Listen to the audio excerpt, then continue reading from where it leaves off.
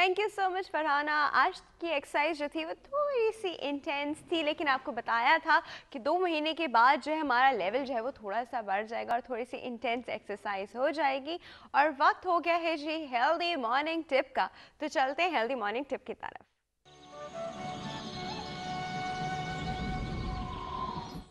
जी viewers, आज की हमारी हेल्दी मॉर्निंग टिप जो है वो बहुत इंपॉर्टेंट है। हम में से कौन है जो बाहर खाना नहीं खाता? हम सब बाहर खाना खाते हैं।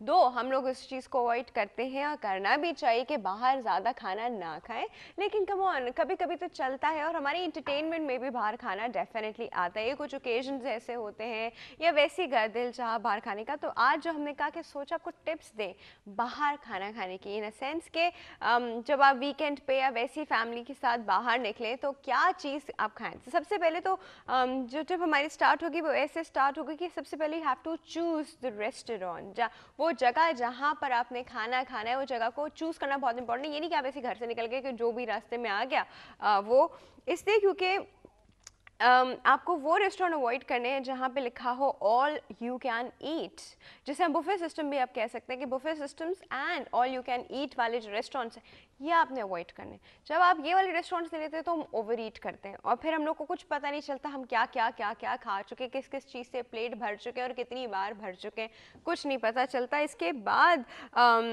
जो आपकी मेन्यू की जो है ना वो वैरायटी बहुत ज़्यादा होनी चाहिए ताकि आप उसमें से हेल्दी चीज़ सिलेक्ट कर लिए, ना कि उसके मेन्यू में मेन कोर्स में 4-5 ही चीज़ें लिखी हों और बस आपके पास वही एक लिमिटेड वैरायटी हो और आपको उसी में से लेना हो और में से कोई भी हेल्दी ऑप्शन ना हो। तो जो रेस्टोरेंट आप सिलेक्ट करें वहाँ पे आपके ये सब चीज़ें होनी चाहिए। और सबसे इम्पॉर्टेंट चीज़ ये है कि सैलेड की जो वैरायटी है उस रेस्टोरेंट में बहुत ज़्यादा होनी चाहिए। और अक्सर हम लोग सैलेड को बिल्कुल इग्नोर कर देते हैं जी, स्टार्टर लिया कोई सूप शूप और फिर फ़ौरन से मेन कोर्स पे आ गए। तो सैलेड अगर हम लोग स्टार्टर की तरह लेंगे तो वो बहुत हेल्दी रहता है। उस पर भी मैं आपको कभी बताऊंगी क्यों। अब ये काम तो आपने करना है जो आपने चूज़ रेस्टोरेंट किया। घर में निकलने से पहले आपने क्या करना है?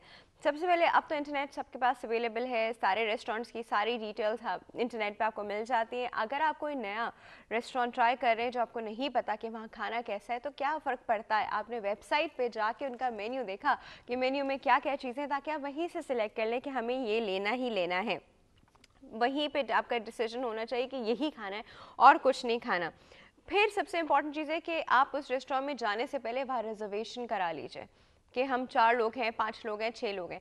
होता क्या है कि जितनी देर हम बैठे रहते हैं वेटिंग एरिया में उतनी हमारी भूख साइकोलॉजिकली बढ़ती है।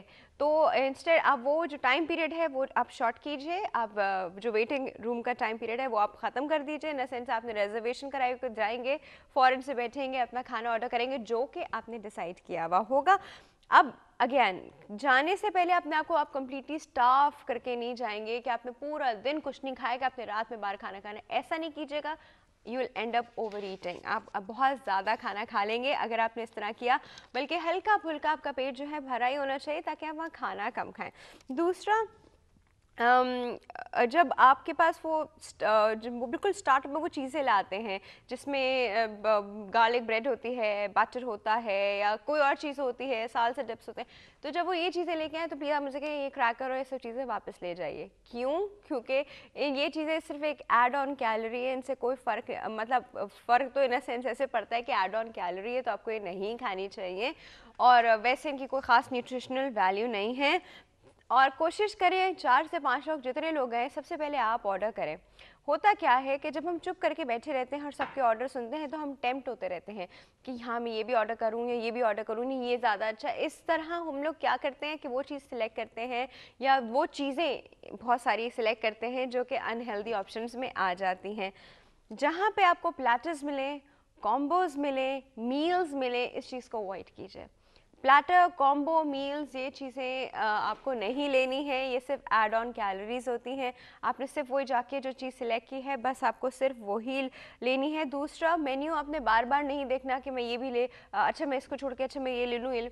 एक बार जो आपने देख लिया, डिसाइड कर लिया, जो आप घर से भी डिसाइड करके निकले थे, आपने लेके रख के मेन्यू वापस कर दिया और आपने बार बार मेन्यू नहीं देखा।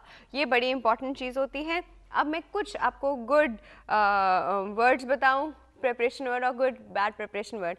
बैड प्रिपरेशन वर्ड, अगर आपने उनकी जो डिटेल देख रहे हैं, अगर उनमें लिखा है कि ये बटरी है, ब्रेडेड है, फ्राइड है, पैन फ्राइड है, क्रीम्ड है, ये सारे वर्ड्स जो है डेंजरस वर्ड्स हैं।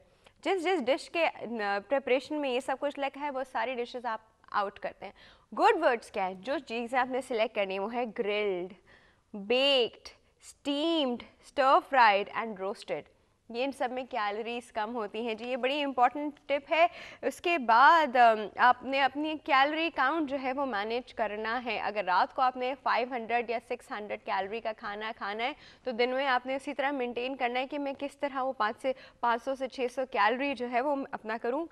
स्लोली आहिस्ता आहिस्ता खाएं और सिर्फ उतनी अमाउंट लें जितनी आप घर में खाते हैं। ज़रूरी नहीं कि अगर उन्होंने प्लेट भर के दे दिया है तो आप प्लेट भर के ही खाएं, आप उतना ही खाइए जितना आप घर में खाते हैं।